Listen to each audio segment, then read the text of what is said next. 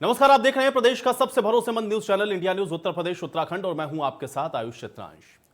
5 राज्यों में हो रहे विधानसभा चुनाव को लेकर सभी सियासी पार्टियां ताबड़तोड़ रैलियां कर रही हैं और अपने अपने उम्मीदवारों को जिताने की अपील में भी लगी हैं। बड़े बड़े वादे और दावे हो रहे हैं, वार और पलटवार का दौर चल रहा है।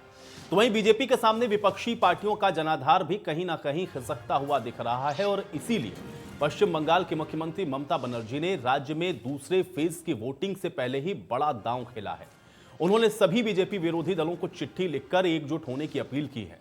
इस चिट्ठी में ममता ने लिखा है कि मुझे लगता है कि अब वो समय आ गया है जब हमें लोकतंत्र को बचाने के लिए बीजेपी के खिलाफ इकट्ठा हो जाना चाहिए। और ये ममता को तब याद आया है जब यूपी के मुख्यमंत्री योगी आदित्यनाथ, रक्षा मंत्री राजनाथ सिंह, गृह मंत्री, प्रधानमंत्री जैसे दिग्गज चुनावी मैदान में उतर चुके हैं। ममता समेत विपक्षी दलों को अब हार का डर सताने लगा है और इसलिए ममता दीदी ने बीजेपी विरोधी दलों को एकजुट होने की अपील कर दी है। अब ऐसे में बड़ा सवाल यह उठता है कि क्या योगी के जादू से विपक्ष डरा हुआ है?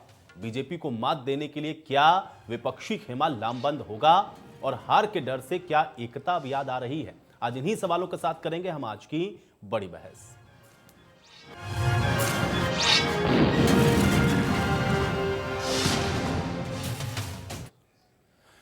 तो आज की बड़ी बहस को हम आगे बढ़ाएं उससे पहले तमिलनाडु में सीएम योगी ने रैली को संबोधित करते हुए आज क्या कुछ कहा है, ये आपको सुनवाते हैं। एनडीए फर्स्ट की हमारी डिफेंस मिनिस्टर निर्मला सीतारमण जी ने कोयंबटूर में डिफेंस कॉरिडोर को इसकी स्थापना करने में जो योगदान दिया, आज उसी का परिणाम है कि जब भारत अपनी सीमाओं की सुरक्षा के लिए पाकिस्तान पर सर्जिकल स्ट्राइक करता है तो विंग कमांडर अभिनंदन भी इसी तमिलनाडु की धरती से पाकिस्तान के छक्के छुड़ाने का कार्य करता है। और ये डिफेंस कॉरिडोर तमिलनाडु को और कोयंबटूर को एक नई पहचान दिला करके भारत की रक्षा के लिए तमिलनाडु के योगदान को सदैव स्मरणीय बनाता रहेगा। तमिलनाडु की जनता का मैं आभार व्यक्त करने के लिए विशेष रूप से आया हूं कि तमिलनाडु की जनता ने अयोध्या में भगवान श्री राम के भव्य मंदिर निर्माण के लिए 120 करोड़ रुपए की राशि समर्पण निधि के माध्यम से उपलब्ध कराई है। हमारा विजन प्रत्येक नागरिक के जीवन में खुशहाली लाने का है। हमारा विजन नौजवानों के हाथों को काम देने का है और भारतीय जनता पार्टी का विजन नारी की सुरक्षा का है, हर महिला की सुरक्षा का है। प्रधानमंत्री किसान सम्मान निधि के अंतर्गत हर किसान को प्रतिवर्ष 6,000 रुपए 6,000 रुपीज पर ईयर उन्हें उपलब्ध कराने का कार्य हो या फिर इंफ्रास्ट्रक्चर डेवलपमेंट के लिए metro, railway, highway, IIT, IIM, ये सभी कार्य युद्ध स्तर पर पूरे देश के अंदर बिना भेदभाव के नरेंद्र मोदी जी के नेतृत्व की सरकार देश के अंदर लागू कर रही है। और अगर बीजेपी और एआईएडीएमके की सरकार तमिलनाडु के अंदर आती है तो ये विकास हर एक क्षेत्र में तमिलनाडु के अंदर उसी गति के साथ आगे बढ़ते हुए दिखाई देंगे जो पिछले कुछ समय से तमिलनाडु के अंदर देखने को मिला। आज तमिलनाडु के अंदर जब हम लोग डीएमके और कांग्रेस के गठबंधन को देखते हैं, ये लोग मातृशक्ति का अपमान करते हैं, मातृशक्ति के प्रति अभद्र भाषा का प्रयोग करते हैं। आधी आबादी को जो सम्मान नहीं दे सकते उन्हें सत्ता में आने का कोई अधिकार नहीं होना चाहिए। और यही आह्वान करने के लिए आज मैं आपके बीच आया हूं। एनडीए फर्स्ट की तो सवाल है और सवाल महत्वपूर्ण इसलिए भी हैं क्योंकि जिस एकता की बात आज ममता बनर्जी ने कही है, अगर यही बात उन्होंने चुनावों से यानी कि पहले फेज की वोटिंग से कही होती तब भी इसके कुछ और मायने हो सकते थे। लेकिन अब द्वितीय चरण में आते आते अगर ममता बनर्जी 5 राज्यों के सीएम समेत तमाम विपक्षी दलों को ये चिट्ठी लिख रही हैं तो निश्चित तौर पर इससे कई बड़े सवाल खड़े हो रहे हैं। और आज इन्हीं सवालों के साथ आज की बड़ी बहस की भी शुरुआत करते हैं। दो मेहमान मेरे साथ जुड़ गए हैं, उनका परिचय मैं आपके साथ करवा देता हूं। मनोज मिश्रा जी हमको ज्वाइन कर रहे हैं, वरिष्ठ पत्रकार हैं। मनोज मिश्रा जी, बहुत स्वागत आपका इस चर्चा में। विजय खैरा जी हमारे साथ जुड़ चुके हैं, प्रवक्ता हैं भारतीय जनता पार्टी के। विजय खैरा जी, आपका भी बहुत स्वागत है। मनोज जी, आज चर्चा की शुरुआत में आपसे ही करना चाहता हूं। ममता बनर्जी सेकंड फेज में आते आते अगर इस बात को कह रही हैं और वो चिट्ठी लिख रही हैं 5 राज्यों के मुख्यमंत्री समेत तमाम विपक्षी पार्टियों को, तो इसके मायने क्या सीधे तौर पर आप समझ पा रहे हैं? एक वरिष्ठ पत्रकार होने के नाते इस चिट्ठी का आकलन और ममता बनर्जी की स्थिति और विपक्ष के एक साथ लामबंद होने की अपील को आप कैसे देखेंगे? नहीं, आयुष जी, इस चुनाव के अलावा विगत 2005 से मैं पश्चिम बंगाल और पश्चिम बंगाल से जुड़े अन्य राज्यों को भी लगातार कवर करता रहा हूं। मौजूदा स्थिति है, मैं थोड़ा आपको पीछे ले जाऊंगा। 2019 के लोकसभा चुनाव से पहले आपको याद होगा, सारे विपक्षी दल बंगाल में एक मंच पे थे और उन्होंने मोदी को हराने को लेकर के अपील भी की थी। और ये लग रहा था कि कहीं न कहीं ये एक मंच या कहिए तीसरा मोर्चा जैसी बात चुनाव के बाद या चुनाव समय खड़ा कर पाएंगे। लेकिन आयुष जी, क्या हुआ है, 2011 में जब ममता आई, उससे पहले जो स्थिति ममता की वामपंथ के सामने थी, कमोवेश विधानसभा में 10 साल बाद भारतीय जनता पार्टी की स्थिति ममता के सामने उसी रूप में है जैसे वामपंथ के सामने ममता थी, आज टीएमसी के सामने बीजेपी है। अब धरातल की मैं बात कर लूं, चाहे वो सीट टू सीट बात कर ले, चाहे वो पहले फेज का इलेक्शन हो गया, दूसरे फेज का इलेक्शन कल वोटिंग होने जा रही है। ममता जी बुरी तरह घबराई हुई हैं। उसके पीछे कारण क्या है कि कैडर बेस पार्टी, सारे सिपा सलार, सारे बड़े विधायक, मंत्री या सांसद, ये एक एक करके धीरे धीरे बिखर के वो भारतीय जनता पार्टी के खेमे में चले गए। मूलतः वामपंथ और कांग्रेस वहां किसी भी सीट पे ठीक से लड़ने की स्थिति में नहीं है। अधीर रंजन चौधरी जो प्रदेश अध्यक्ष भी हैं कांग्रेस पार्टी के, मुर्शिदाबाद उनका कार्य क्षेत्र है, एक भी विधानसभा ऐसे नहीं बता सकते हैं कि वो ममता को टक्कर दे रहे हो। ममता के सामने भारतीय जनता पार्टी हर बूथ पर बहुत मजबूती से लड़ रही है। और आयुष जी, मैं 2 दिन पहले अभी लखनऊ आया, मैं कल परसों फिर बंगाल जा रहा हूं। बंगाल का चुनाव देखिए, 4-5 राज्यों के चुनाव में असम की बात करिए, तमिलनाडु की बात करिए, लेकिन सबसे ज्यादा रोमांचक कह लें या सबसे ज्यादा चर्चा में कह लें या सुर्खियों में कह लें तो वो बंगाल का ही चुनाव है। ममता वर्सेज मोदी लगातार चल रहा है, लेकिन ममता बैकफुट पर जाती दिख रही है। जी मनोज जी, मैंने पहला सवाल इसीलिए आपसे किया चूंकि आप बंगाल होकर के आए और ग्राउंड रियलिटी आप बेहतर बता सकते हैं और आपने जो आकलन किया उसी को मैं थोड़ा और आगे बढ़ाता हूं। विजय खैरा जी, आपके पास आ जाता हूं। आप लोग तो इन बातों को शुरुआत से और पहले से भी कहते रहे, क्योंकि आप लोग लगातार 2019 से तो कम से कम हम लोग देख रहे हैं कि बंगाल के अंदर मौजूद हैं। आज जो बात ममता बनर्जी कह रही हैं सेकंड फेज की वोटिंग से पहले कि सबको एक हो जाना चाहिए, इसका कुछ इंपैक्ट पड़ता हुआ क्या आपको दिख रहा है? विजय खैरा जी, धीरे धीरे आप देख रहे होंगे कि ममता जी का हर कदम हताशा से भरा हुआ है। शुरू में गुंडागर्दी शुरू हुई, जब चुनाव शुरू हो गए तो चुनाव आयोग के हाथ में कमांड आ जाने के कारण गुंडागर्दी में थोड़ी कमी आई, लेकिन वो जारी रही। उसके बाद द्वारा ममता जी की देखिए, अभी इन्होंने सारे दलों को इकट्ठा होने के लिए अपील की है। क्यों? कि वो जान रही है कि हम किसी भी तरह किसी भी पार्टी से थोड़े भी वोट मिल जाए, 2%, 2.5%, या हमको कोई बल मिल जाए आगे चल के, लोगों को लगने लगे कि हम जीत सकते हैं शायद, क्योंकि वो जान रहे हैं वो जीतने वाली नहीं है, इसलिए उन्होंने दूसरे हताशा का काम किया। तीसरा आप देखिए, वही ममता जी है जो मंदिर में जाने पर 2011 में इनका जब गोत्र पूछा गया तो उन्होंने कहा था मानुस माटी, और अब इनसे पूछा गया तो इन्होंने ये जवाब दिया कि हमने 2011 में तो ये जवाब दिया था, लेकिन मेरा गोत्र शांडिल्य है। अब आगे इस रास्ते पर ये कि इनको अब मुसलमानों पे भी भरोसा नहीं रहा है और ये समझ रही है हिंदू वोट दुखी हो गया है इनकी उस राजनीति से जो मुस्लिम तुष्टीकरण के लिए ये बराबर कर रही थी। जहाँ जब कभी कोई त्योहार एक साथ पड़ा तो उन्होंने हिंदुओं के खिलाफ मुसलमानों के पक्ष में निर्णय दिए, उससे हिंदुओं की भावनाओं को ठेस पहुंची। कहते हैं ये कि भारतीय जनता पार्टी ऐसा कर रही, करा इन्होंने इनकी खुद हरकतों में है। इन्होंने खुद मुसलमानों के साथ तुष्टीकरण किया, हिंदुओं के साथ अन्याय किया, उसका सवाल आज इन्हें उठाना पड़ रहा है। तो मुसलमान इनको छोड़ के चला गया, क्योंकि फुरफुरा शरीफ में मुसलमान वहां बट गया है। ASI का समझौता हो गया कांग्रेस के साथ, ओवैसी बीच में कूद गए हैं। तीसरी बात, मोदी जी ने बिना किसी भेदभाव के मुसलमानों को, हिंदुओं को बराबर समझ के सारी चीजें, जितनी भी सुविधाएं हैं बराबर से मुहैया कराई है, दिलवाई है। मुसलमानों के यहाँ भी कितने कितने मकान मिले उन लोगों को। इस तरह से मुसलमानों का विश्वास भी अब मोदी जी में जमने लगा है। अब ये सारी बातों से हारने के बाद, थकावट होने के बाद नया नया कोई शगुफा रोज तलाशती है वो।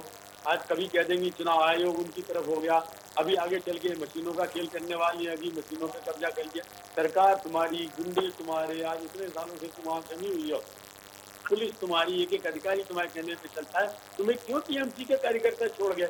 अभी 500 कार्यकर्ताओं ने परसों 24 परगना में भारतीय जनता पार्टी ज्वाइन कर ली TMC को छोड़ के।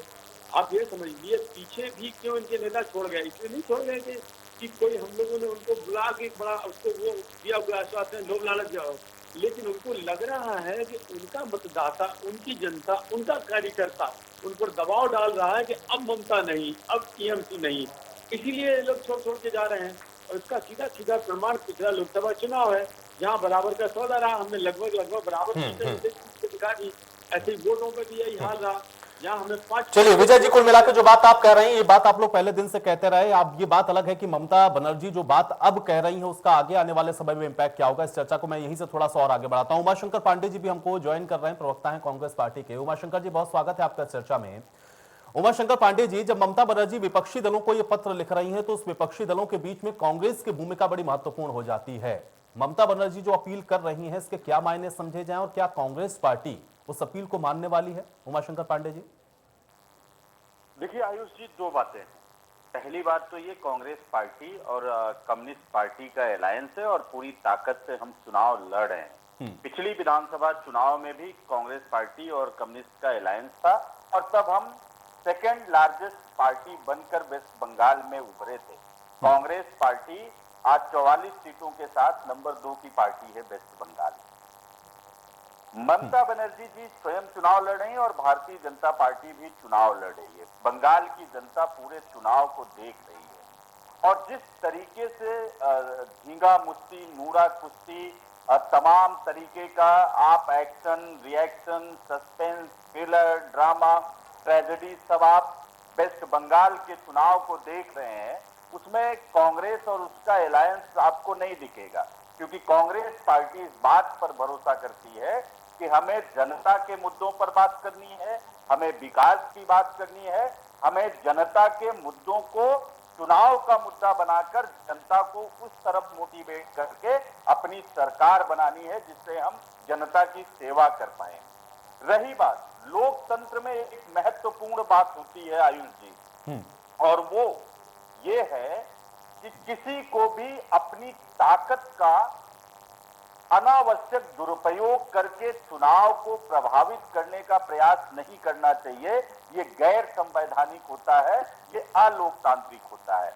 मुझे लगता है कि जिस तरीके से भारतीय जनता पार्टी का पिछले कुछ सालों में चरित्र रहा है, खास करके 2014 से, उसमें वो देखा गया है कि धन बल, बाहुबल, षड्यंत्र, कुचक्र, तमाम तरीके की नीतियों को लगाकर भारतीय जनता पार्टी चुनाव जीतना ही चाहती है। इसने लोकतंत्र को बड़ा नुकसान पहुंचाया है, इसने हमारी संवैधानिक संस्थाओं को, संवैधानिक सोच को बड़ा नुकसान पहुंचाया है।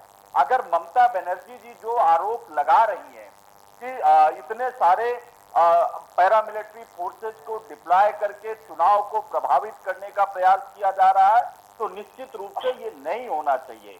किसी को भी ये अधिकार नहीं जाता है कि वो चुनाव को प्रभावित करने के लिए सरकारी सिस्टम का, सरकारी तंत्र का दुरुपयोग करे।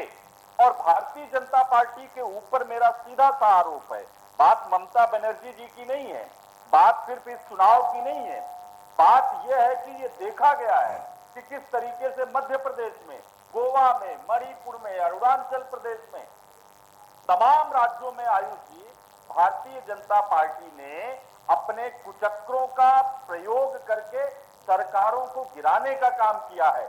आज अगर वेस्ट बंगाल में वो वोट को खरीदने के लिए बाहुबल का प्रयोग कर रहे हैं तो ये निश्चित रूप से गलत है, ये लोकतंत्र के खिलाफ है, संविधान के खिलाफ है। और चलिए निश्चित रूप से चलिए ठीक है, थोड़ा सा ग्राउंड रियलिटी को और समझते हैं। देखिए ठीक है, ये राजनीतिक तौर पर कहने के लिए ये बातें बहुत अच्छी लगती हैं, लेकिन चुनाव जीतने के लिए पार्टियां लगातार लगी रहती हैं और कौन किस तरीके से वहां पे परफॉर्म कर रहा है ये तो जनता तय करती है। मनोज मिश्रा जी, मुझे ये बताइए, क्योंकि बात जो उमाशंकर जी कह रहे हैं कमोबेश यही बात विपक्ष के द्वारा हमेशा कही जाती है। आप चूंकि ग्राउंड पर गए थे, क्या वाकई में वहां पर कांग्रेस या उसका अलायंस उस कंडीशन में है, उस पोजीशन में है कि जो बात उमाशंकर जी कह रहे हैं कि दरअसल उनका काम या फिर वो जिस मुद्दे पर लड़ रहे हैं जनता उसको एड्रेस करेगी, आप उनको भले ही कंसीडर करें या ना करें? ममता बनर्जी जो आज तक अभी तक इससे पहले वाले फेज तक भी ये कहती रही कि नहीं हम तो जीतेंगे, ये तो बाहरी लोग हैं, उनसे हमारा कोई मुकाबला है नहीं, आज कहती हैं कि सब एकत्रित हो जाओ, सबको एक साथ आ जाओ। ममता बनर्जी की इस अपील का कोई असर पड़ेगा क्या, आपको ऐसा लग रहा है? और दूसरा बात जो उमाशंकर जी ने कही, क्या सही आकलन विपक्ष कर पा रहा है भारतीय जनता पार्टी का? क्योंकि वो तो कह रहे हैं कि ये तो बाहुबल और तमाम तरीके के जो फोर्सेस हैं उनका इस्तेमाल करके कहीं ना कहीं इस चुनाव को प्रभावित करने की कोशिश कर रहे हैं। मनोज जी। नहीं आयुष, मैं आपको बिंदुवार एक एक करके बात का जवाब दूंगा। दरअसल वामपंथ के एक लंबे सरकार के होने पर वहां विपक्ष में कांग्रेस ही हुआ करती थी, अन्य पार्टियां वजूद में नहीं थी। लंबे संघर्ष के बाद कांग्रेस से निकलने के बाद ममता ने एक बड़ी लाइन खींची, नंदीग्राम मां माटी मानुस, और बहुत सारी चीजें थी जो परिवर्तन की लहर आई और 2011 में उनकी सरकार बनी। आयुष जी, मैं फिर कहना चाहूंगा, देश के अन्य राज्यों से बंगाल के राज्य का चुनाव और वहां के वोटर और वहां का बूथ मैनेजमेंट आपको कहीं दूसरी जगह देखने को नहीं मिलेगा। दरअसल पाड़ा में शब्द इस्तेमाल कर रहा हूं, चाहे वो शहर की कॉलोनी हो चाहे गांव की कॉलोनी हो, हर जगह क्लब बने हुए, उस क्लब के सेक्रेटरी, क्लब के अध्यक्ष वो बूथ मैनेजमेंट में हमेशा लगे रहते हैं। ये कल्चर था वामपंथ का। वामपंथ का मोटा मोटा जो कैडर था वो ट्रांसफर हुआ ममता में, और ममता से धीरे धीरे ट्रांसफर होते हुए वो चला आया बीजेपी में। 2014 में मैं बताऊं आपको आयुष जी, जब केंद्र में सरकार बनी थी, कलकत्ता मेट्रो सिटी की मैं बात कर रहा हूं, बीजेपी के कार्यालय सुबह खुलता था, शाम को तोड़फोड़ कर बंद हो जाता था। लेकिन आज ऐसी स्थितियां नहीं है। आज बंगाल, पश्चिम बंगाल के हर गांव में, हर जिले में, हर शहर में इनके कार्यालय हैं, इनके बूथ हैं, इनके कार्यकर्ता हैं। अब मैं दूसरी बात कर लूं, 2019 के चुनाव के लोकसभा बार बार इसलिए कह रहे हैं कि लोग 2 फूल की बात करते थे, लेकिन लोग वोट 1 फूल पे दिए, तभी इनको 18 सीटें मिली। ममता की जो सीट थी या ममता का जो वर्चस्व था दरकना शुरू हो गया था, लेकिन दरकते दरकते आज 2021 में बीजेपी 1 to 1 फाइट कर रही है। सरकार परिणाम हम नहीं बता सकते, लेकिन रुझान आपको बता सकते हैं, लोगों का रुझान बता सकते हैं।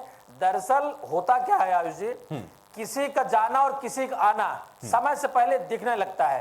भारतीय जनता पार्टी लंबे समय से अपने संगठन के थ्रू, चुनावी मैनेजमेंट के थ्रू, त्रिपुरा चुनाव जीतने के बाद ये बंगाल पे पूरी तरीके से लग गए थे। बहुत सारे प्रदेश के प्रभारी हैं, प्रदेश के मुख्यमंत्री हैं, डिप्टी सीएम हैं, 5-5, 6-6, 7-7 विधानसभा के प्रभारी हैं और वो चुनाव को लड़ रहे हैं।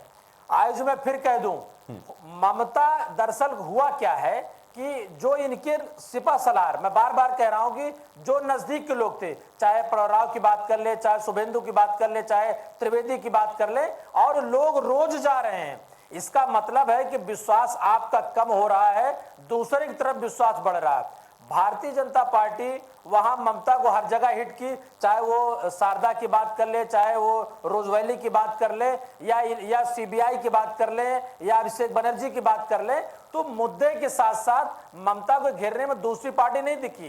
कैडर वामपंथ हमेशा बंगाल से जाना जाता रहा, जेतु बसु, बुद्धदेव भट्टाचार्य सब वहीं से रहे हैं, सबने लंबे समय तक सरकारें चलाई है। लेकिन आज मैं फिर कह दे रहा हूं कि चुनाव 2 पार्टियों के बीच में है, टीएमसी वर्सेस भाजपा।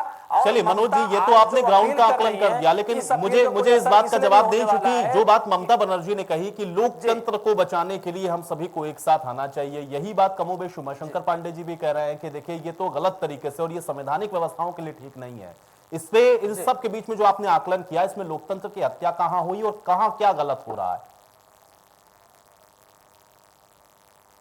नहीं नहीं आयुष जी बताओ, लोकतंत्र की हत्या की बात क्या है कि अभी भी बंगाल में पंचायत के चुनाव से लेकर के चाहे वो मेंबर ऑफ पार्लियामेंट का चुनाव, चाहे विधानसभा का चुनाव हो, वहां जोर जबरदस्ती कार्यकर्ताओं द्वारा या स्थानीय गुंडों द्वारा किया जाता है। इस बात से इनकार नहीं कर सकते हम मुद्दे की बात पे आपका जवाब मैं दे रहा हूं, मैंने इसे लेकर बिंदुवार बात करूंगा। आयुष जी, वहां जो डिफेंस की फोर्सेस डिप्लॉयड की गई हैं वो इसलिए की गई हैं कि जो भी वोटर हो घर से निकलकर बूथ तक पहुंचे। भाई अगर सरकार की बात कर ले कि राज्य सरकार तो ममता की है, लोकल पुलिस ममता की है, और केंद्र की जो फोर्स है वो बूथ पर होती है, बूथ की रक्षा के लिए होती है, वहां कुछ गड़बड़ी नहीं उसके लिए होती है, ना कि बाकी चीज देखती है। मैं फिर कह दूं कि लोगों का बूथ तक आना, वोट डालना बड़ी चुनौती है, वो चाहे ममता की बात कर लें चाहे बीजेपी की बात कर लें।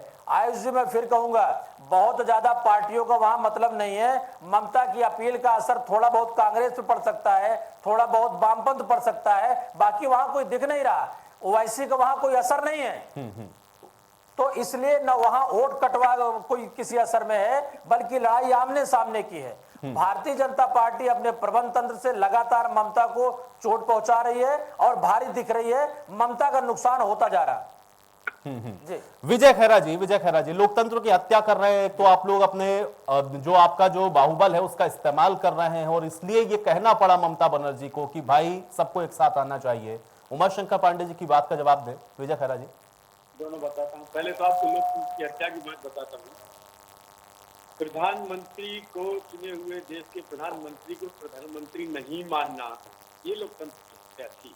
उन्होंने बोला था मैं उन्हें प्रधानमंत्री ही नहीं मानता, ममता बनर्जी ने बोला था।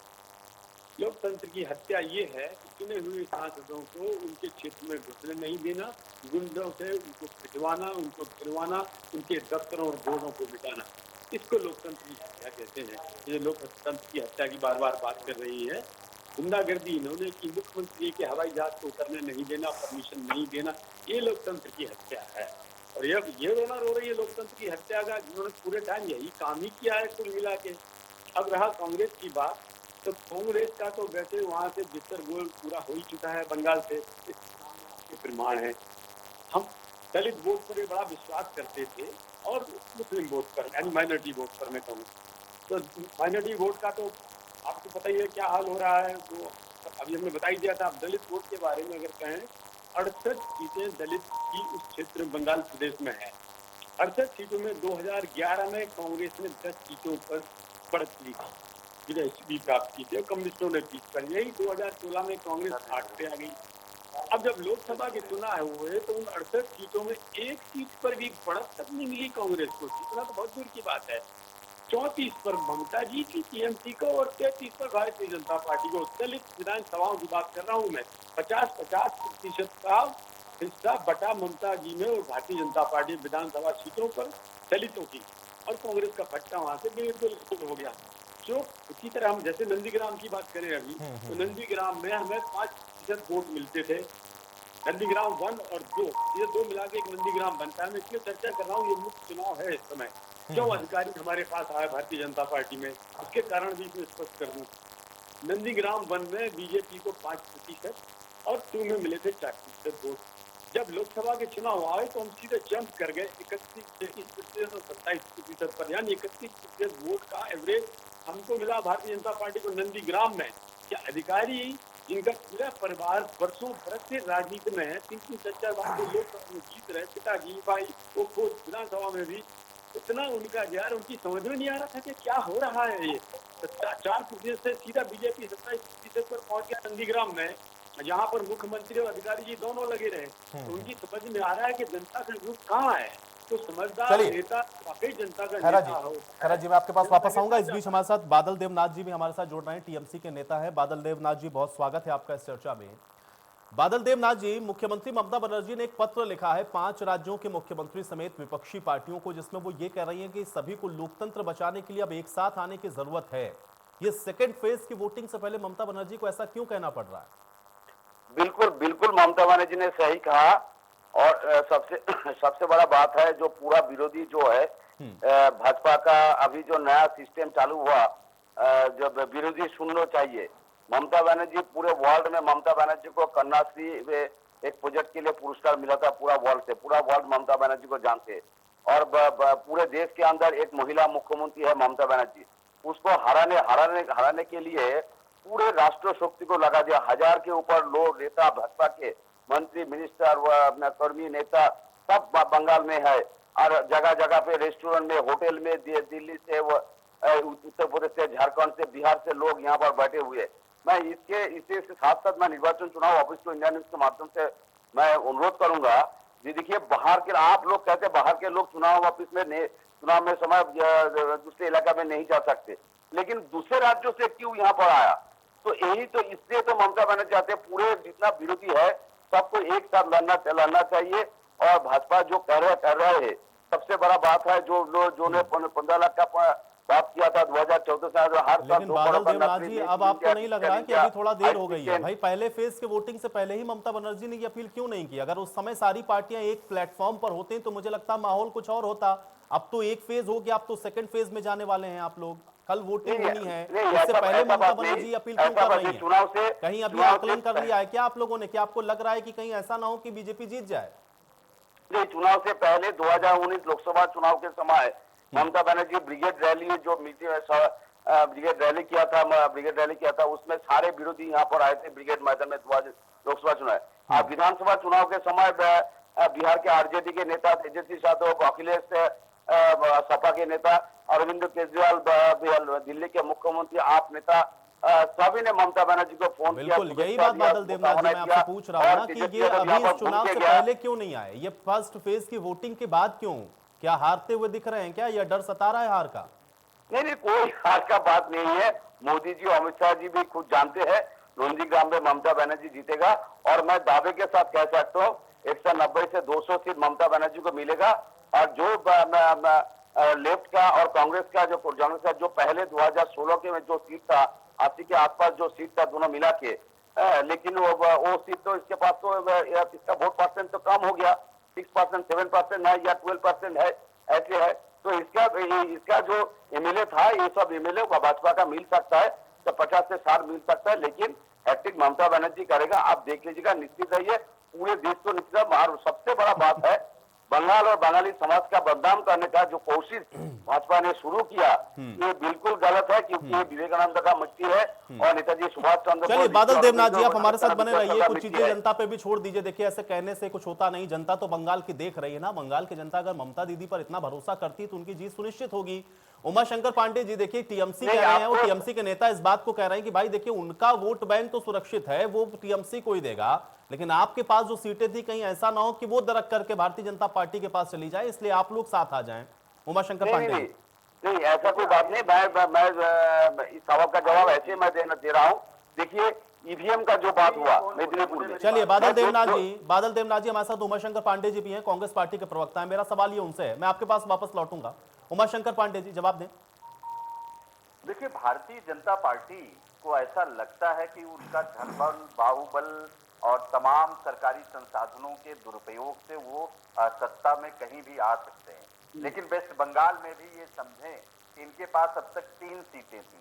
ये चाह रहे हैं कि ये सत्ता पा जाएंगे, लेकिन जमीनी हकीकत जो वेस्ट बंगाल की है, भारतीय जनता पार्टी वहां कहीं नहीं है। देखिए प्रचार प्रसार के माध्यमों से और पैसे के दुरुपयोग से अगर जनता बिकाऊ ये समझ रहे हैं तो ये बहुत। उमाशंकर पांडे जी भाई इतने पुराने आप कांग्रेस के प्रवक्ता हैं, इस तरीके के जवाब की उम्मीद कम से कम उमाशंकर जी मैं आपसे नहीं करता हूं। यही बात तो आप लोग लोकसभा चुनावों से पहले भी कहते थे, जिस मजबूती के साथ कांग्रेस को वहां होना चाहिए था, धीरे धीरे उस वैक्यूम को भारतीय जनता पार्टी ने कहीं ना कहीं कवर अप कर लिया। और आज भी आप इस बात को कह रहे हैं, चुनाव के बाद पता नहीं आप क्या बात कहेंगे। देखिए सबके अपने अपने आकलन है, ये आप अपना आकलन कर जरूर सकते हैं, लेकिन उमाशंकर पांडे जी ईमानदारी से मुझे ये बात बताइए कि अगर ममता बनर्जी जैसी शख्सियत ये कहने को मजबूर हो जाए सेकंड फेज की वोटिंग से पहले कि सभी पार्टियां, विपक्षी पार्टियां एक प्लेटफॉर्म पर हो जाए, तो कम से कम उनके आकलन को तो मान लें उमाशंकर पांडे जी। अब मुझे लगता है कि आप मेरी बात जरूर सुनेंगे। आप अपनी बात रख रहे हैं, लेकिन इंटरप्शन मत करिए। मेरी बात आ जाए फिर आप अपनी बात रखिए। ठीक है, मैं आपकी बात कहिए तो बोलूं। अगर आप मुझे कह दें कि आपको मेरे चैनल पे आके यही बोलना है तो आप वही कह दीजिए। मुझे लगेगा ये मैं बोलना है तो मैं बोलूंगा, नहीं तो मैं नहीं बोलूंगा। अरे उमाशंकर जी, मैंने केवल इसलिए टोका क्योंकि ऐसे जवाब की उम्मीद मैं आपसे नहीं करता हूँ। नहीं, बाकी आप- आपकी मर्जी है, आपको जो कहना है, मैं आपको कोई रोक नहीं रहा हूँ। मैंने सिर्फ अपना आकलन इसलिए रखा आपके सामने क्योंकि बहुत सारी चर्चाओं में ये बात आप पहले भी कह चुके हैं उमाशंकर जी। बाकी आप अपनी बात को रखें, मुझे उस पर कोई आपत्ति नहीं। हाँ, नहीं नहीं, अब मुझे लगता है कि आप रखेंगे, आप अपनी तरफ से कुछ ऐड नहीं करेंगे, मेरी बात मुझे ही कहने दी। फिर आपको जो प्रश्न पूछना हो आयुष जी आप पूछिए, आप स्वतंत्र हैं। देखिए, राजस्थान में भी यही कर रहे थे, ये छत्तीसगढ़ में भी यही कर रहे थे, मध्य प्रदेश में भी यही कर रहे थे। जहां जहां ये जाते हैं, आप देखिए तमाम सारे चैनल दिन रात भाजपा की ये सरकार आ रही, भाजपा की वो सरकार नहीं आ रही है, कहा नहीं किया इन्होंने। ये प्रचार जीवी लोग हैं आयुष जी, ये प्रचार माध्यमों से अपनी सरकार बनाने का प्रयास करते हैं। लेकिन पिछले 5 राज्यों में जो चुनाव हुए थे, इसके ठीक पहले इनको मुंह की खानी पड़ी थी। कांग्रेस पार्टी वेस्ट बंगाल में पूरी ताकत के साथ चुनाव लड़ रही है और हमारा गठबंधन पूरी ताकत के साथ चुनाव लड़ रहा है। ये लोकसभा का अभी उदाहरण खैरा साहब दे रहे थे, इनको जरा बताइए कि लोकसभा और विधानसभा के चुनाव बिल्कुल डिफरेंट होते हैं। चाहे राजस्थान मध्य प्रदेश का उदाहरण आप ले लीजिए, मध्य प्रदेश राजस्थान में हमारी सरकार बनी, छत्तीसगढ़ में हमारी सरकार बनी प्रदेश में, लेकिन जब लोकसभा का चुनाव आया तो इनको हमसे ज्यादा सीटें मिली, हमें कई जगह बहुत नुकसान हुए। ये विधानसभा का चुनाव है और इस विधानसभा के चुनाव में भारतीय जनता पार्टी जिसकी 3 सीटें थी वो 0 जाने वाली है। दिल्ली में भी देखिए ये बड़ी बड़ी बातें करते थे लेकिन ये सरकार नहीं बना पाए और वहां पर इनकी दुर्गति हुई। वही हालात इनका वेस्ट बंगाल में होने वाला है। और पीछे जो चुनाव हुए नॉर्थ ईस्ट का ही चुनाव आप ले लीजिए, बड़े बड़े दावे ये नॉर्थ ईस्ट में कर रहे थे, धराशायी हो गए। असम में इनकी सरकार जा रही है, असम में सरकार जा रही, केरला में, तमिलनाडु में इनका खाता नहीं खुल रहा है और ये बातें बड़ी बड़ी करेंगे। उमाशंकर जी, अब मैं अपना एक सवाल ऐड कर सकता हूँ? हाँ, मुझे जवाब देने दीजिए साहब। उमाशंकर जी, अब इसमें मेरा सवाल ये है कि अगर अभी देखिए आपने पहले ही सवाल के जवाब में आपने ये कहा कि धन बल बाहुबल हर वो ये पैतरा अपना लेते हैं और उससे ये सीट को जीतते हैं या जीत को अपनी सुनिश्चित करते हैं। राजस्थान में क्यों हार गए थे? वही तो ईवीएम थी वहां पर भी। मध्य प्रदेश में क्यों हार गए थे? वहां धन बल और बाहुबल कहां चला गया था? छत्तीसगढ़ में कहां चला गया था? और आज वही बात आप अभी बंगाल के परिप्रेक्ष्य में भी कह रहे हैं। कल को नतीजे क्या आते हैं ये तो भविष्य तय करेगा, लेकिन पहले से इस तरीके की बातें क्यों? जीत तो आप लोगों की भी हुई है ना, लेकिन वहां पर हुई है जहां पर कांग्रेस पार्टी ने वाकई में मजबूती के साथ, उमाशंकर जी ये आंकलन आप भी कर सकते हैं, जहां आप लोगों ने लड़ा है चुनाव। बंगाल में आपके तो बड़े नेता दिखे भी नहीं कहीं चुनावी रैली करते हुए। आयुष जी, क्या आपको लगता है कि हम बगैर लड़े? पिछली बार हम लार्जेस्ट अपोजिशन थे। आज कांग्रेस पार्टी वेस्ट बंगाल में जो निवर्तमान स्थिति है उसमें हम नंबर 2 की पार्टी है 44 सीटों के साथ। भारतीय जनता पार्टी तो 3 सीटों के साथ 6ठे नंबर की पार्टी है। तो फिर इनको आप कहां गिन रहे हैं? क्या प्रचार माध्यम से, क्या टेलीविजन हर जगह हर बार सरकार बना लेगी क्या? अगर बना पाती तो मैं तो कह रहा हूं कि पीछे जितने चुनाव हैं आप उठा के देख लीजिए, उत्तर प्रदेश को निकाल दीजिए, बिहार नहीं, चलिए ठीक है, ये एक बहुत बड़ा आकलन है। ठीक है, आपकी बात बिल्कुल सही है। फैक्ट के हिसाब से, आंकड़ों के हिसाब से आप देखें तो आप अपनी बात को बिल्कुल सही कर रहे हैं। ममता बनर्जी क्यों कह रही है इस बात को? भाई वो तो सत्ता के अंदर है ना, सबसे बड़ी पार्टी, सत्तारूढ़ पार्टी कह रही है विपक्षी एक हो जाओ। ममता बनर्जी खतरा क्या है? बीजेपी है, जा रही है। ममता जी सरकार से जा रही है, कांग्रेस और उसके अलायंस की सरकार आ रही है। ये बात आपने बड़ी कही है। चलिए अब इस पर मैं इस पर जरूर रिएक्शन लूंगा। मनोज जी एक बार फिर से जरा आकलन करें। मनोज जी, कांग्रेस पार्टी और जो उनका जो संगठन है वो सरकार बनाने के करीब, ये तो प्रचार माध्यम से खाली माहौल बना देते हैं। मनोज मिश्रा जी से समझ लेते हैं। ठीक है, चलिए उमाशंकर जी, मनोज जी तो वहीं पर ग्राउंड पर जा रहे हैं भाई, वो बताएंगे। मनोज जी। जी जी जी आयुष जी, मैं बताना चाहूंगा, दरअसल प्रणव दा नहीं रहे, एक बड़े होते थे कांग्रेस के, जिसको पूरे बंगाल में उनको लेकर के लोगों में बड़ी आस्था थी, विश्वास थी और उनका बहुत बड़ा कद था। प्रणव दा का जाना और उसके बाद संगठन का धीरे धीरे कह रहा हूं वो शिफ्टिंग होती चली गई। इनके भी बहुत बड़े नेता, चाहे प्रेमचंद दास मुंशी की बात कर ले, बाकी अन्य लोगों की बात कर लें, वो या तो चले गए कांग्रेस ममता के साथ में या चले गए बीजेपी के साथ में। देखिए, मैं फिर कहना चाहूंगा, मैं आज अगर ममता टूट रही थी या कमजोर हो रही थी तो वो हिस्सा जरूर कांग्रेस को जाना चाहिए था। वो कांग्रेस हमेशा लड़ती रही है वामपंथ के खिलाफ, और वामपंथ और कांग्रेस ही थी बंगाल में देश की आजादी के बाद। लेकिन भारतीय जनता पार्टी जिस तरीके से उभर रही है, उमाशंकर भाई अपनी पार्टी पक्ष रखे, मजबूती से रखना चाहिए, लेकिन सच्चाई कुछ और है आयुष जी। सच्चाई ये है कि ममता की जमीन खिसक रही है, बीजेपी का वहां पे कद बढ़ रहा है, और हम इसको धीरे धीरे दूसरे, तीसरे, चौथे, पांचवें, छठवें, आठवें चरण तक देखेंगे। अच्छा एक बात बताइए, ममता जी को अगर पूरा विश्वास है कि सरकार उनकी तीसरी बार बनने जा रही है तो अपील करने की जरूरत क्या है?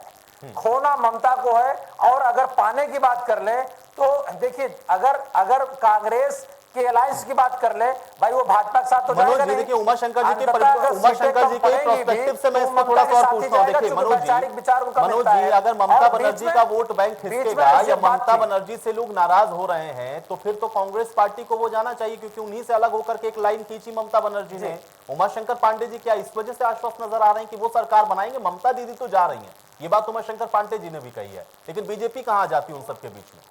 नहीं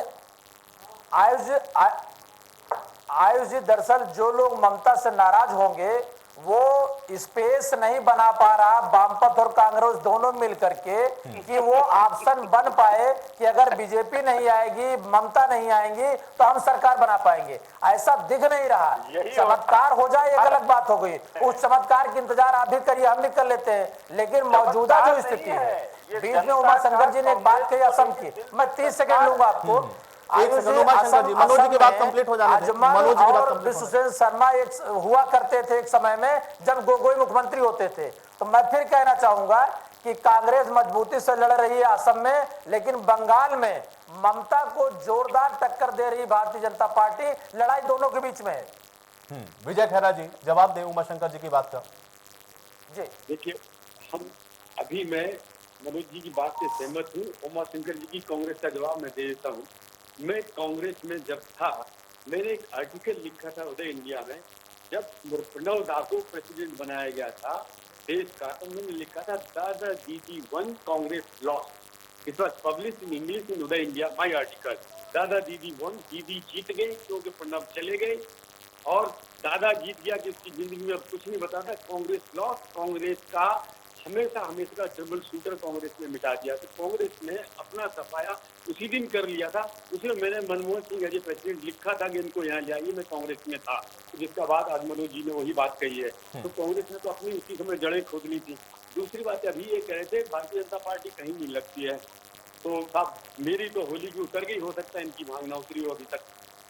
हम कह सकता आदमी मुंगेरलाल के सपनों की तरह भाजपा लगती ही नहीं कहीं। आप बताइए, इसका कोई जवाब दे सकता है? भाजपा वो कहीं लगती नहीं तो नहीं। लेकिन आप लोग विजय खैरा जी देखिए, आप लोग प्रचार माध्यम से इतना माहौल बना देते हैं कि लोगों को लगने लगता है कि आप जीत की ओर अग्रसर हैं, जबकि आप तो वहां पे चौथे पांचवें नंबर की पार्टी है। यही बात तो उमाशंकर पांडे जी कह रहे हैं। आपने तो केवल हाइप क्रिएट किया है, और लोकसभा चुनाव विधानसभा चुनाव दोनों अलग अलग होते हैं। एग्जाम्पल भी उन्होंने बहुत बढ़िया दिया, राजस्थान का एग्जाम्पल उन्होंने दिया कि भाई 25 की 25 वहां पर सांसद आपके हैं, सरकार वहां पर गहलोत जी चला रहे हैं जी। तो दोनों अलग अलग परिप्रेक्ष्य है ना। अभी आपको बता दे रहा हूँ, आंकड़े आपके सामने, कांग्रेस पार्टी की बात कर रहा हूँ। हम हार रहे जीत रहे तो बाद में बात कर लेंगे। इनके अपने आंकड़े सामने, हमने आपको बताया था गिरते चले गए, हारते हुए वोट इनके कम होते होते ये हालत हो गई। कम्युनिस्टों के नीचे दबे रहे, आज 30 साल से अब फिर दबे हुए हैं। इनका कहीं लड़ाई में कहीं कुछ है नहीं रहा। राजस्थान की बात कर रहे हैं, उसका भी जवाब साफ है कि ये मैं बन सकता हूँ, 2 4 5 सीटें आपकी ज्यादा हो गई, आपकी सरकार बन गई। अब तो हम कह रहे हम लगते ही कहीं नहीं। 18 लोकसभा जीतने वाले को 50% सीटें जो जीता है उसको आप कह रहे हम लगते ही कहीं नहीं है। ऐसा कभी मतलब बात करने से पहले कुछ तो सोचो। यही तो मुझे कह रहा है कि इनसे हम डिबेट के लायक ही नहीं रहे। इनके बराबरी हमारी डिबेट कहाँ है? तो बड़े भारी नेता हैं जो इतना बढ़िया आकलन करते हैं। तो भारतीय जनता पार्टी बंगाल में कहीं नहीं लगे। हम मान सकते हैं 18 लोकसभा के हिसाब से अगर आप ये कहते हैं अब की बार आप कि नहीं आ रही उतनी सीटें हमारी, मान लो बनती 50%, 48% विधानसभा, 30 आई 35 आई, तो चलो आपसे बहस के लायक रहते हैं हम। अब आपने हमें कहीं लगाया ही नहीं, चौथे 5वें नंबर पर कर दिया है, तो भाई ऐसा तो अब आप ही कह सकते हैं। आयुष जी मुझे जवाब देना है। चलिए आपसे पहले मैं बादल देवनाथ जी का भी रुख कर लेता हूँ। बादल देवनाथ जी आप सुन पा रहे हैं मुझे? आयुष जी मुझे जवाब देना है। एक सेकंड। बादल देवनाथ जी, उमाशंकर पांडे जी कह रहे हैं, क्योंकि वो कह रहे हैं कि वो तो वाम दल के साथ मिलकर भाई सरकार तो वो बनाने वाले हैं, ममता दीदी का जाना तय है, और इसलिए ममता दीदी को ये कहना पड़ रहा है कि भाई सारे विपक्षी एक हो जाओ, जबकि कांग्रेस तो कह रही वो सरकार बनाने जा रही वहां पर। देखिए, मैं एक बात उमाशंकर जी जो भी है मैं उनको कहना चाहता हूँ, और भाजपा के सारे लीडर को इंडिया न्यूज के माध्यम से वो कहना चाहता हूँ, ममता बनर्जी मान लीजिए, मैं सोच लिया एक बार, मान लीजिए नंदीग्राम में ममता बनर्जी हार गया, एक बार मान लीजिए, और ममता बनर्जी हारेगा तो उसके बाद क्या करेगा? पूरा दिल्ली में पार्लियामेंट में सड़क पर उतर जाएगा, एक साल 2026 तक वहां पर रहेगा ममता बनर्जी। तब मोदी को और अमित शाह जी को क्या होगा बता दीजिए, एक बार देख लीजिए क्या होगा। हो सकता बादल है। देवनाथ जी, मतलब आप खुलेआम धमकी दे रहे हैं। अभी तक तो हम लोग देखते थे कि वेस्ट बंगाल में भाई धमका ही रहे हैं, अब तो आप खुलेआम इंडिया न्यूज के माध्यम से कर रहे हैं कि लोग सड़कों पर उतर जाएंगे, फिर क्या होगा मोदी का और क्या होगा अमित शाह का? किस तरह की बात है? सवाल का जवाब ले लीजिए। बादल देवनाथ जी, जनता तय करेगी ना कौन जीतेगा कौन हारेगा। अगर नंदीग्राम से ममता बनर्जी हारती हैं तो जनता ने उनको मतलब ये है कि नहीं चुना, उसमें सड़क पर उतरने वाली क्या बात है?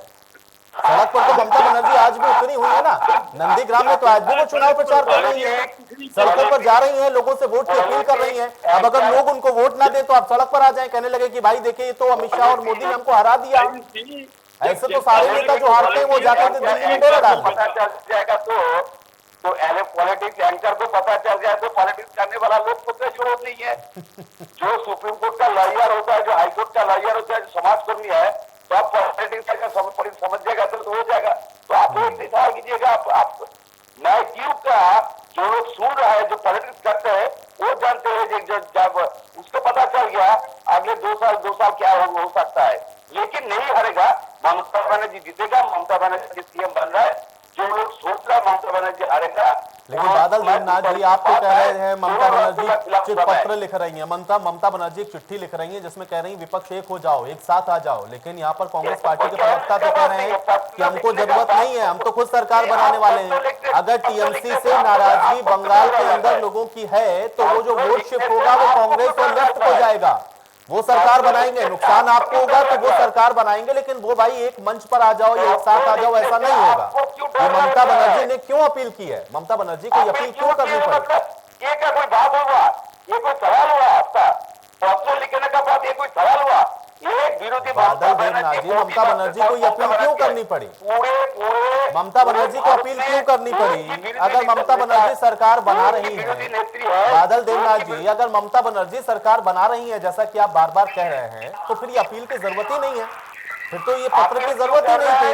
आप जीत रहे हैं, टीएमसी सरकार बना रही है, उसमें अन्य विपक्षियों को साथ आने की क्या आवश्यकता है? आप सरकार बना रहे हैं। आप सुनना नहीं चाहते तो छोड़ दीजिए, मैं छोड़ के चला जाता हूँ, मैं छोड़ के चला जाता हूँ। आप सुनना नहीं चाहते हो तो बादल देवनाथ जी मैं सुन रहा हूँ, इतनी देर से आपको ही सुन रहा हूँ। 2024 में जब पार्लियामेंट इलेक्शन आएगा तब आपको पता चल जाएगा 2 साल पहले से 2 साल क्यों ममता बनर्जी सबको एकजुट कर रहा है। 2 साल बाद आपको पता चल जाएगा ममता बनर्जी क्यों सबको एकजुट कर रहा है। तो नंदीग्राम आपके बंगाल के चुनाव के लिए नहीं, अच्छा बंगाल के चुनाव के लिए नहीं, ठीक है, वो लोकसभा चुनाव के लिए कर रहे हैं, वो पहले सोचिए। वो लोकसभा चुनाव के लिए है। बादल देवनाथ जी 6 महीने पहले से ही तय हो गया था। ठीक है, बादल देवनाथ जी एक लाइन में क्लियर करते हैं। बादल देवनाथ जी एक लाइन में क्लियर कर दें। देखिए आप फोन पर हैं, थोड़ी सी आवाज आपकी स्पष्ट नहीं है, आपकी आवाज थोड़ी सी स्पष्ट नहीं आ रही, मुझे एक लाइन में बिल्कुल क्लियर कर दें। ममता बनर्जी ने जो पत्र लिखा है वो लोकसभा चुनावों के लिए लोगों को एकजुट होने के लिए कहा है, विपक्षी पार्टियों को। मैं आपको कह रहा हूँ पत्र तो लिखा पूरे विरोधी को एकजुट करके लिए लिखा। मतलब मैं आपको कह रहा हूँ, आप समझने में समझना में आपको प्रॉब्लम हो रहा है, समझता हो रहा है। मैं कह रहा हूँ ये पत्र इस इलेक्शन के लिए नहीं, अगले 2024 में पार्लियामेंट इलेक्शन भी आएगा। चलिए यही तो मैं पूछ रहा हूँ। ठीक है, मुझे लग रहा है शायद मेरा मैसेज आप तक कन्वे हो नहीं पा रहा। उमाशंकर पांडे जी, चलिए आप उमाशंकर पांडे जी आप कुछ कहना चाह रहे थे। उमाशंकर पांडे जी, ठीक है, बादल देवनाथ जी, उमाशंकर पांडे जी। आयुष जी, मैं ये खैरा जी को जवाब देना चाह रहा हूँ। ये मतलब बड़े कम पढ़े लिखे टाइप के आदमी हमको लग रहे हैं।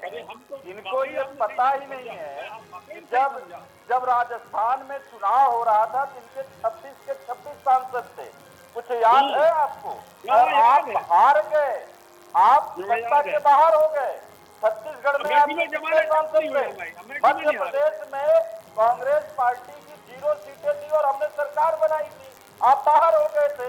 ये कैसे बाहर नहीं हो गए थे, हमारे वोट आपसे ज्यादा थे। करेक्शन लो अपने आप को, हमारे वोट आपसे ज्यादा थे, अगर आपके परसेंटेज 18 आपसे ज्यादा सांसद थी। है अब तो अपने आप पहले सीटें उतार आप लीजिएगा। 0 सीटें आप जो लाएंगे। बोल रहे यही हो तो मैं हमेशा कह रहा आप हूं। झूठे आंकड़े यही देते तो हो मैं ना। आपको लॉजिक दे रहा हमारे हूं वोट आपसे कि ज्यादा थे सांसद मध्य और प्रदेश विधायक में, के चुनाव डिफरेंट होते आपसे हैं। अधिक वोट थे आप हमारे 3 मध्य सीटों प्रदेश से में। 0 में चले जाओगे, ये 3 से आपका 0 पर चले आपकी जाओगे आप। सरकार जरूर बन गई, सांसद और वोट हमारे विधायक ज्यादा और थे। प्रधानी और जिला समझे? पंचायत तो चार सब अलग अलग चुनाव हैं। ये अरे कुतर्क मत करिए आप चैनलों तो पर कह रहे बैठ हम के। कहीं लगते नहीं अरे हैं। कुतर्क मत करिए। अरे यार हम तो कम पढ़े हैं, आप तो भांग डाल लो आज। मेरे पास आप सरकारी हमसे कह रहे हैं हम डॉक्टर कम की पढ़े शिक्षा लिखे की हैं। डिग्री है। जब अरे आप हम कम जैसे पढ़े लोग लिखे हैं, आप मानसिक कह रहे हैं स्थिति ना। में पहुंच जाते आपने हैं, बोला चला- क्या था अभी? अरे सुनिए आपने तो। अभी क्या बोला था? जरा झांको अंदर। सुनिए, आप सरकार बना रहे हो। मानसिक अरे स्थिति मुंगेरी से लाल जी किनारे हो नमस्कार, जाते हैं ना, मुंगेरी लाल तो आप जी इलाज आप करते सरकार हैं। बना रहे हैं मैं बंगाल में। डॉक्टर हूँ। अभी पूरा हिंदुस्तान हंस रहा होगा। डिग्री है मेरे पास, मैं डॉक्टर हूँ। मेरे पास तो मानसिक MBA किया रूप दिल्ली से यूनिवर्सिटी आप से। अवसाद में चले जाते दिल्ली हो। यूनिवर्सिटी अरे चलिए भाई, देखिए दोनों लोग डॉक्टर हैं भाई, ठीक है, चलिए दोनों लोग डॉक्टर हैं, दोनों लोग पढ़े लिखे हैं। राजनीतिक समझ तो ठीक है, चलिए ठीक है, एक दूसरे पर आरोप लगाए लेकिन थोड़ा सा स्तर रखें भाई। कौन पढ़ा लिखा है कौन नहीं पढ़ा लिखा है। डॉक्टर विजय खैरा जी भी हैं और आप भी डॉक्टर हैं भाई, ठीक है, अब दोनों डॉक्टर लोग ना लड़े इस समय, ठीक है। चलिए मैं इस लड़ाई से बाहर आ जाता हूँ। मनोज मिश्रा जी आपका मैं रुख करूंगा। मनोज मिश्रा जी, चलिए ठीक है। उमाशंकर पांडे जी जो बात कर रहे हैं, मनोज मिश्रा जी, उन्होंने कहा कि देखिए उन्होंने जो मध्य प्रदेश का भी एग्जाम्पल दिया, वो राजस्थान का भी एग्जाम्पल दे रहे हैं जहां पर सारे सांसद इनके हो गए लेकिन वहां पर जो सीटें थी वो इनकी, या ये सत्ता तक पहुंचे नहीं। क्या ऐसा ही बंगाल में होगा? 18 सीटें अगर इनकी हैं भी वहां पर सांसद, तो सत्ता तक ये नहीं पहुंचेंगे। ये आकलन कर रहे हैं, ठीक है, एक सेकंड। अरे ठीक है, विजय खैरा जी और उमाशंकर पांडे जी थोड़ा शांत हो जाए, ठीक है, शांत हो जाए भाई। दोनों लोग डॉक्टर हैं, थोड़ा डॉक्टर की गरिमा बनाए रखें, डॉक्टर की गरिमा बनाए रखें विजय खैरा जी और उमाशंकर पांडे जी, ठीक है। चलिए ठीक है, एक सेकंड खैरा साहब और उमाशंकर जी, दोनों लोग शांत हो जाए, दोनों लोग शांत हो जाए, दोनों लोग शांत हो जाए, ठीक है, दोनों लोग शांत हो जाए, दोनों लोग भाई अपनी डिग्री ठीक है, आप दोनों लोगों ने बता दी अपनी अपनी डिग्री, ठीक है। चलिए ठीक है, थोड़ा शांत हो जाए। खैरा साहब आप भी शांत हो जाए। मनोज जी, लोकसभा और विधानसभा के चुनाव अलग अलग होते हैं, इसमें किसी को कोई डाउट नहीं है, लेकिन एग्जाम्पल जो दे रहे हैं उमाशंकर पांडे जी, 26 सीटें राजस्थान में जीत ली, मध्य प्रदेश के अंदर भी ये सारी सीटें को जीत करके आ गए, लेकिन विधानसभा चुनाव के अंदर वो जादू नहीं चला। वही आकलन कर रहे हैं बंगाल को लेकर। मेरे वोट ज्यादा थे भाई भारतीय जनता पार्टी। मनोज जी अरे सुन लीजिए भाई, विजय खैरा जी सुन लीजिए, विजय खैरा जी सुन लीजिए। उमाशंकर, ठीक है, उमाशंकर जी शांत हो जाए, विजय खैरा जी आप भी शांत हो जाएं। मनोज मिश्रा जी से मेरा अंतिम सवाल है, ठीक है, आप दोनों लोग का, ठीक है, एक सेकंड। उमाशंकर पांडे जी, विजय खैरा जी, दोनों लोग शांत हो जाए। मनोज जी से मेरा सवाल है, एक सेकंड। उमाशंकर पांडे जी शांत, उमाशंकर पांडे जी का ऑडियो डाउन कर दे, विजय खैरा जी का भी। मनोज जी जी आयुष जी, मैं दोनों पार्टी प्रवक्ता को बताना चाहूंगा। उमाशंकर जी जो बात कह रहे थे, मैं इनकी बात से सहमत हूं। राजस्थान हो, हरियाणा है, आपका मध्य प्रदेश है, छत्तीसगढ़ है, उत्तराखंड है, हिमाचल है, यहां पर दरअसल भारतीय जनता पार्टी और कांग्रेस लगातार उलट पुलट सरकारें बनाती रही हैं। इनका कैडर, इनका नेतृत्व, इनका संगठन काम करता रहा, लेकिन एक लंबे अरसे से, अगर मैं वामपंथ के समय की बात कर लूं, बाद में ममता की बात कर लूं, तो न वहां कांग्रेस थी और ना ही उसके बाद फिर भाजपा ही है। पहली बार ऐसा हो रहा है, और ममता की अपील का एक मायने है आयुष जी।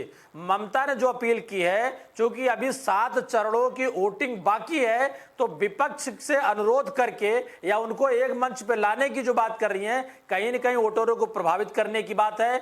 भारतीय जनता पार्टी के अगेंस्ट जिनका भी विचार बन रहा है, वो ममता के समर्थन में आए, वो एक कहीं न कहीं उनकी अपील है और इन बातों का असर पड़ता है। लेकिन मैं फिर कहना चाहूंगा आयुष जी कि प्रणव दा के नहीं होने से और कोई बड़ा चेहरा, चाहे वामपंथ का हो चाहे कांग्रेस का हो, वो कैडर बेस बंगाल में नहीं दिख रहा है।